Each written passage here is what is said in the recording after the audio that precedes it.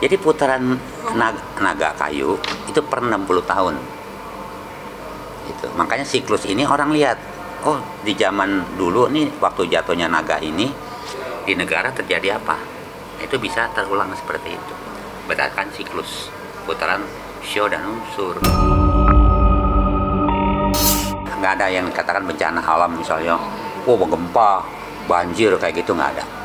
Mungkin kalau jatuhnya di naga air atau naga api itu bisa. Tapi berhubung jatuh di naga kayu, itu kerasnya keras orang. Benturan antar misalnya situasi politik yang memanas, ke situ aja. Kita ini kan nggak menyatu sama alam, jadi nggak tahu gejalanya alam. Tapi kalau binatang menyatu sama alam, dia tahu loh.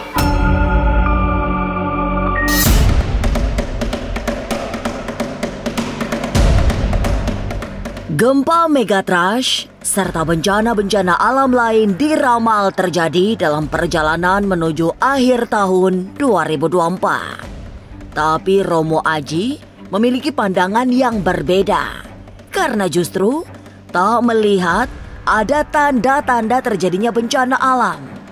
Tahun naga kayu dalam telisik batinnya justru berhubungan dengan ulah manusia. Jikapun ada bencana, datangnya bukan dari semesta, melainkan dari perilaku manusia. Tapi memang kejadian-kejadian besar bisa saja muncul, apalagi di dekat dan setelah pelantikan presiden. Tapi tetap bukan karena bencana alam.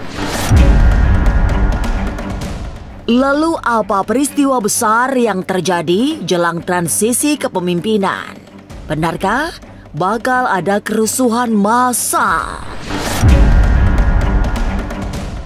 Jangan dulu berlalu, masih akan banyak keganjilan terjadi di sini. Dan jangan lupa subscribe, like, share, dan komen agar tak ada yang terasa ganjil di sekitar Anda.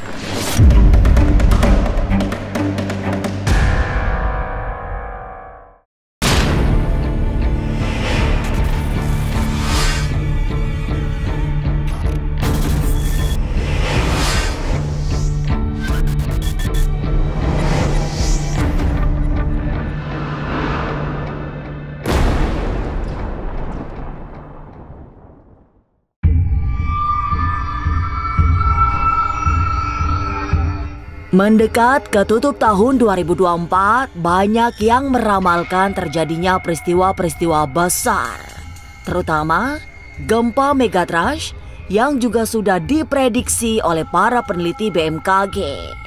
Tapi Romo Aji memiliki pandangan yang berbeda. Romo Aji berpatokan pada kalender Imlek bisa memberi tanda-tanda dalam melihat kejadian-kejadian besar sepanjang tahun. Dan 2024 yang merupakan tahun naga dengan unsur kayu tidak menunjukkan kaitannya dengan gejala-gejala alam. Tapi secara garis besar, naga dengan unsur kayu tidak akan banyak bencana alam yang terjadi. Ramalan tentang banjir, apalagi tsunami, mustahil muncul di tahun naga kayu. Jadi, Romo Aji berharap publik tidak terlalu risau dengan berbagai ramalan yang seram-seram itu. Sebab hingga akhir tahun tidak akan terjadi bencana. Kayu. Nah, kalau perhitungan naga unsurnya kayu, itu lebih bukan bencana dari alam yang muncul, bisa terjadi banjir besar kayak tsunami dan sebagainya, tapi kayu ini kan sedikit banyak keras. Nah, karena kerasnya ini mungkin bisa muncul kekerasan tapi orang, contohnya misalnya kayak demo, kerusuhan yang seperti kayak gitu loh gitu. Tapi kan itu kita udah lewatin yang kemarin ini tuh gitu. Tapi tidak seperti kita anggaplah seperti ada kejadian kayak 98 kayak seperti itu kan, itu jatuh di tahun macan tuh atau 98 tuh, yang tidak diramalkan seperti kayak wah kita bakal ada gempa ini dan sebagainya. Kalau menurut saya semakin orang mengatakan begitu, itu nggak mungkin. Berdasarkan siklus yang terjadi 60 tahun sekali, Romo Aji melihat tahun naga kayu akan aman-aman saja. Sebab di masa lampau juga tidak ada hal yang menakutkan terjadi. Tapi di luar semua itu, berbeda dengan para peramal lain, Romo Aji meyakini bahwa peristiwa-peristiwa alam akan jauh dari kenyataan jika semakin diramalkan. Karena kalau memang tahu, gak mungkin dong. Ketika makin diramalkan gak akan terjadi. Tsunami, kalau orang tahu mau tsunami, gak mungkin tuh ratusan jiwa korban. Betul kan? Jadi itu gak mungkin. Gitu loh menurut saya. Nah, jadi kita lihat perhitungan di kalender kita. Kalau jatuh di... Jadi putaran naga kayu itu per 60 tahun. Gitu. Makanya siklus ini orang lihat, oh di zaman dulu nih waktu jatuhnya naga ini di negara terjadi apa? Itu bisa terulang seperti itu. Berdasarkan siklus putaran shio dan unsur. Secara shio, tahun ini bukan tahun bencana. Keyakinan Romo Aji didasarkan pada sifat-sifat naga kayu yang tidak banyak bersinggungan dengan alam.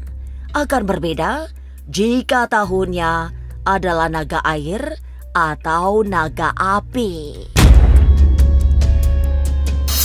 Jikapun terjadi sesuatu yang besar, datangnya bukan dari alam semesta, melainkan perilaku manusia, termasuk kerusuhan dan perselisihan yang dipicu perang kepentingan. Benturan antar manusia itulah yang kemudian mengundang terjadinya bencana. Nggak ada yang dikatakan bencana alam misalnya, gempa, banjir kayak gitu, nggak ada. Mungkin kalau jatuhnya di naga air atau naga api itu bisa. Tapi berhubung jatuh di naga kayu, itu kerasnya keras orang. Benturan antar misalnya situasi politik yang memanas, ke situ aja arah. Benturan-benturan manusia, bukan bencana alam. Kalau bencana alam kan gempa, tsunami, badai inilah apalah, itu alam. Dan itu saya tidak melihat ke situ arahnya. Lebih kalau terjadi kekerasan ya benturan-benturan di politik, biasanya ke orang lah. Jika bencana benar-benar datang, mengapa Pulau Jawa menjadi wilayah yang paling banyak terdampak bencana?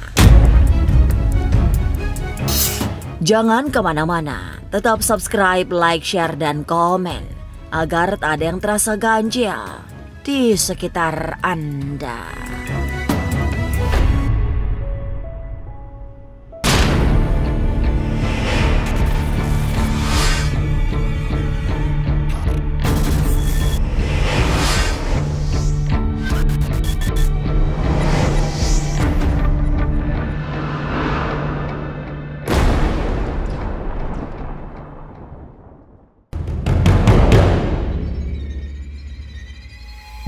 Sebagai spiritualis yang sudah berpengalaman, Romo Aji meyakini bahwa bencana alam tidak akan terjadi di tahun ini.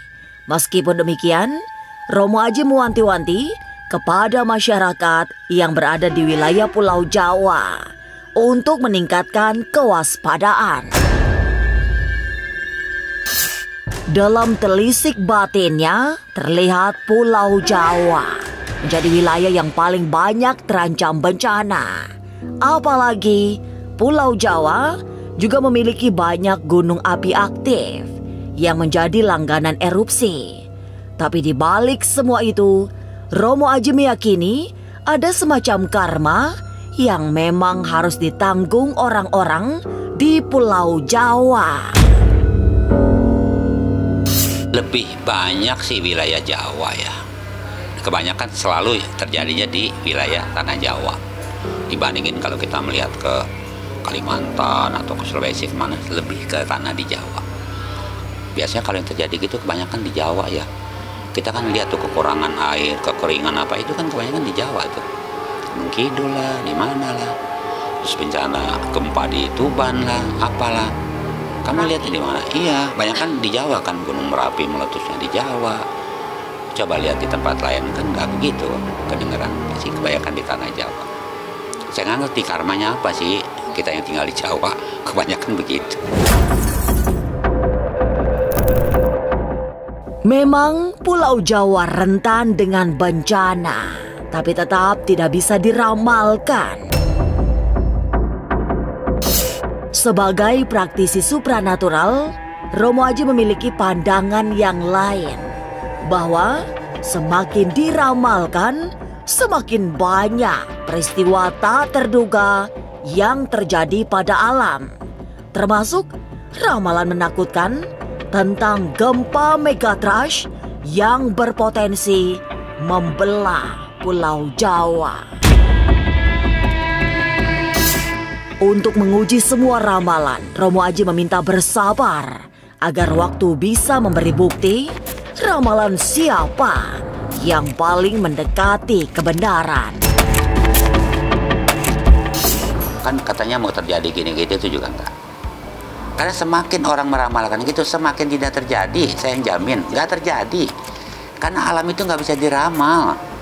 Lu sama juga melebihi Tuhan kalau seperti itu menurut saya. Enggak lah. Binatang yang lebih tahu yang seperti itu. Bukan kita manusia. Kita ini nggak pernah menyatu sama alam, mana tahu gejala alam. Nggak ada bencana alam yang korban burung, ikan. Pada hilang dia, pada kabur tuh, tsunami. Manusia yang mati.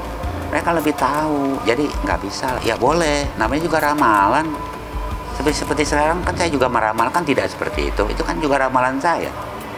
Ya silakan, buktikannya nanti berapa bulan kemudian. Betul nggak itu ramalan itu akan megatron dan sebagainya. Ya, kalau bisa begitu dia udah melebihi Tuhan nih. Alam nggak bisa dilawan. Kemampuan manusia menebak gerak alam sesungguhnya sangat terbatas, sehingga semua ramalan tidak bisa sepenuhnya menjadi panduan. Dalam pandangan Romo Aji, kita selalu gagal memprediksi gejala alam karena memang tidak pernah bisa menyatu dengan alam. Kondisi itu sangat berbeda dengan hewan yang memahami tanda-tanda terjadinya bencana yang diakibatkan semesta. Kita ini kan nggak menyatu sama alam, jadi nggak tahu gejalanya alam. Tapi kalau binatang menyatu sama alam, dia tahu loh. Tsunami begitu hebat, nggak ada loh ikan terdampar, burung. Mereka udah lari dulu. Mereka lebih tahu. Contoh lah misalnya mau hujan, raron banyak, mereka lebih tahu. Tapi kita nggak tahu karena kita nggak menyatu sama alam. Jika bukan karena alam, tapi disebabkan benturan antar manusia, benarkah akan pecah kerusuhan massal saat terjadi transisi kepemimpinan? Jangan kemana-mana, tetap subscribe, like, share, dan komen agar tak ada yang terasa ganjil di sekitar Anda.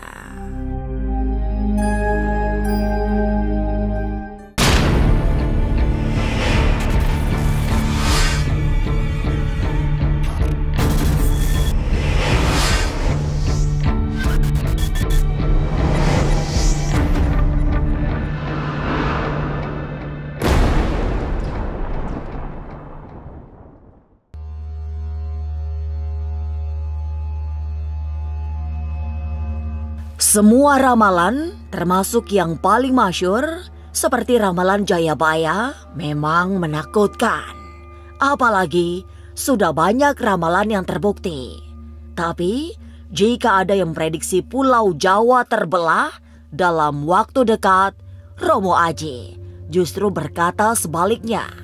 Sebagai praktisi spiritual berbasis tradisi Tiongkok, ia melihat Pulau Jawa tidak akan terbelah. Lebih dari semua itu, ramalan Jayabaya juga penuh simbol yang harus diterjemahkan dengan tepat. Apalagi tidak pernah tertulis kapan ramalan itu akan terjadi, termasuk tanggal, bulan, dan tahunnya. Memang ramalan Jayabaya itu terkenal, yang namanya Satrio Paninggit lah, Pulau Jawa akan terbelah dua lah, perang saudara antara ini, itu memang ada ramalan Jayabaya. Dan bahkan beberapa yang memang sudah terjadi kan, zaman Kaliyuga lah, seperti sekarang ini. Tapi yang kamu bilang dalam waktu dekat ini enggak. Karena dia tidak menuliskan di situ bulan, tahun, dan sebagainya. Enggak. Tapi kalau sampai orang bilang, oh dalam dekat ini akan terjadi gitu, enggak. Saya berani mengatakan tidak. Tanpa melihat ramalan Jayabaya pun, sesungguhnya bisa diraba bahwa suasana politik sedang menghangat. Sebab situasinya berada di masa peralihan kepemimpinan. Pro dan kontra yang berujung pada aksi unjuk rasa barangkali terjadi, tapi tetap tidak membahayakan. Potensi kerusuhan massal juga bisa dihindari. Andai pun muncul demo besar, masih sesuai dengan aturan, sehingga tidak menimbulkan anarki. Pihak aparat keamanan juga bisa mengendalikan suasana tanpa terjadi kekerasan. Ya paling ya kayak kejadian kemarin waktu demo-demo soal keputusan undang-undang yang ditolak sama mahasiswa apa. Ya paling gitu. Karena kan ini kan peralihan kekuasaan. Ya dari presiden A ke presiden B gitu kan, yang akan naik gitu. Nggak sampai ke sana, nggak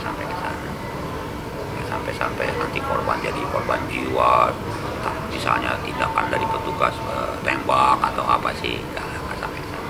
Kalau kita lihat aja sampai akhir tahun pun akan ada seperti itu. Kalau menurut saya ya antara Oktober November kalau mau terjadi ribut-ribut, karena itulah masa transisi pergantian presiden. Tapi memang Romo Aji juga menengarai bulan Oktober-November perlu diwaspadai. Sebab jika akan pecah perselisihan, itulah saatnya terjadi.